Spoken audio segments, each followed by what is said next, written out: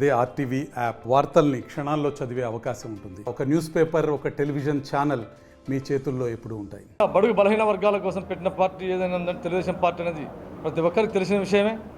ఆ బడుగుల కోసం ఆనాడు 200 రూపాయల నుంచి 2000 రూపాయలు చేసిన ఘనత కూడా పెన్షన్ విధానంలో తెలుగుదేశం పార్టీ 2000 నుంచి 4000 చేసి ఏ విధంగా చరిత్రలో సువర్ణాక్షరాలతో నిలబడే విధంగా నారా చంద్రబాబు నాయుడు గారే ఒక ముఖ్యమంత్రి వర్యులు స్వయంగా ఇంటి దగ్గరికి వెళ్ళి పెన్షన్ విధానాన్ని ఉదయం 6 గంటలకు చేసిన విధానాన్ని ఒక బ్రహ్మాండంగా నభూతో నభవిష్యత్ అనే విధంగా ఒక పండుగలాగా ఒక రోజు చేసినటువంటి ఘనత ఒక తెలుగుదేశం పార్టీకి చెందుతుంది. అందులో భాగంగా ఎన్నికల మేనిఫెస్టోలో ఏదైతే చెప్పారో చంద్రబాబు గారు మన ముఖ్యమంత్రి వర్యులు పెన్షన్ విధానాన్ని అమలు చేసిన మళ్ళీ ఒక వారం 10 రోజుల్లోనే ఇసుక పాలసీని, ఉచిత పాలసీని అంటే నదిలోకి పోయి తీసుకుంటే 88 రూపాయల టన్నుకు అన్నీ తీసుకొచ్చి బయట పెడితే 335 రూపాయలని చెప్పేసి ఈ రకంగా కేటాయించారు రేట్లు. అంటే ఇదివరకు గవర్నమెంట్లో ఏ విధంగా చేసింది మీకు అందరికీ తెలిసిన విషయమే. ఎంత అరాచకంగా, ఎందుకంటే టన్నులు అంతా తీసుకొని నదులను తోడి పడేశారు.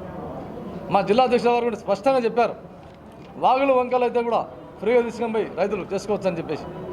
అంతేకాక ఈ ఉచిత ఇసుక పాలసీని వీళ్ళంతా బిల్డర్స్ అయితేనేమి ఇప్పుడు నిర్మాణ రంగం అంతా పుంజుకుంటుంది ఇక్కడ నుంచి. ఇంకా ఇందాకనే ఈ ఉదయం కూడా క్రీడా వాళ్ళంతా నా దగ్గరికి వచ్చారు, ఇసుక పాలసీ ఈ విధంగా ఉందని చెప్పి వాళ్ళంతా ధన్యవాద తీర్మానం చేసిపోయారు. వాస్తవంగా అంటే ఏ విధంగా ఉందంటే రాష్ట్రంలో ఊహించినంత డెవలప్మెంట్కి నాంది పలకడానికి చంద్రబాబు గారు మన ఢిల్లీకి వచ్చి కూడా అన్ని విషయాలు మాతో చాలా కూలంకషంగా చర్చించారు.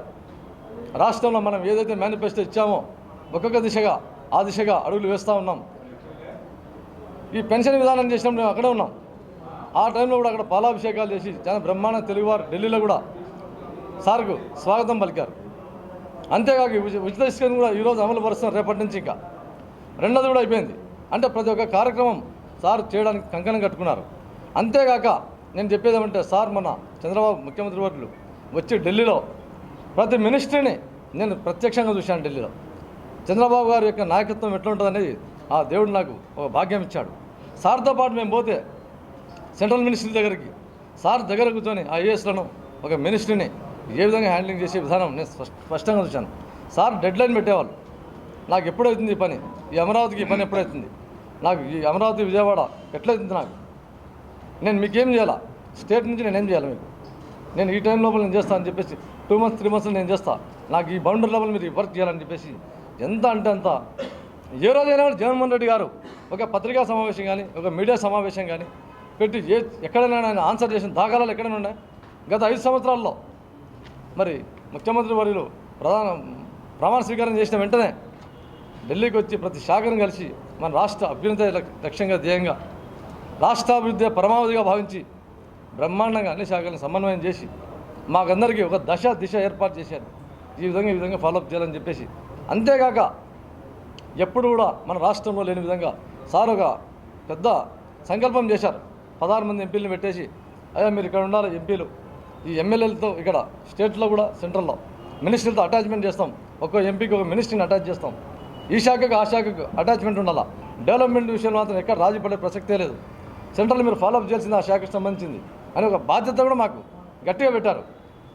పెట్టిన తర్వాత అది 2-3 రోజుల్లోనే కంప్లీట్ కావాలా శాఖ ఏది ఏ ఎంపీకి అని చెప్పేసి కూడా చాలా నిర్దిష్టమైన ప్రణాళిక వేశారు.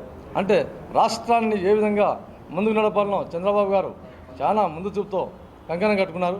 కాబట్టి ప్రజలారా నేను చెప్పేది ఏమంటే రాష్ట్ర ప్రజలకైతేనేమి, కర్నూలు పార్లమెంట్ ప్రజలకైతేనేమి చంద్రబాబు గారు ఏ వాగ్దానాలు అయితే చేశారో ప్రతి ఒక్కటి ఖచ్చితంగా అమలు పరిచయం తీరుతారని చెప్పేసి తెలియజేస్తున్నాను ఇక్కడి నుంచి. అంతేకాక నేను చెప్పేది ఏమంటే మన సారు వచ్చిన తర్వాత అక్కడికి నేను ఒక కోరిక కోరాను సార్ని. అక్కడ సందర్భం కూడా ఏమన్నా అంటే సార్ కారులో కూర్చొని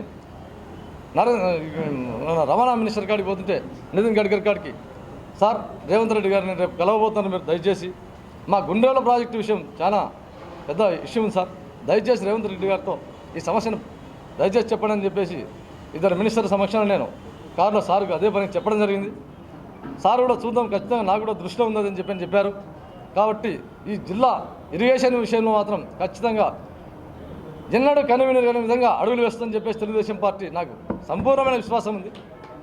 కాబట్టి రాబోయే రోజుల్లో వాస్తవంగా కర్నూలు పార్లమెంటు బాగుపడాలా, అభివృద్ధి చెందాలంటే తెలుగుదేశం పార్టీతోనే సాధ్యం. ఎందుకంటే ఇక్కడ చంద్రబాబు గారి నాయకత్వం ఉంది, అక్కడ రేవంత్ రెడ్డి గారి నాయకత్వం ఉంది, పైన మనకు నరేంద్ర మోదీ గారి ఆశీస్సులు పుష్కలంగా ఉన్నాయి. మరిన్ని వీడియోస్ కోసం ఛానల్ ని సబ్స్క్రైబ్ చేయండి, లేటెస్ట్ అప్డేట్స్ కోసం వాట్సాప్ ఛానల్ ని ఫాలో చేయండి అండ్ లింక్ డిస్క్రిప్షన్ లో ఉంది.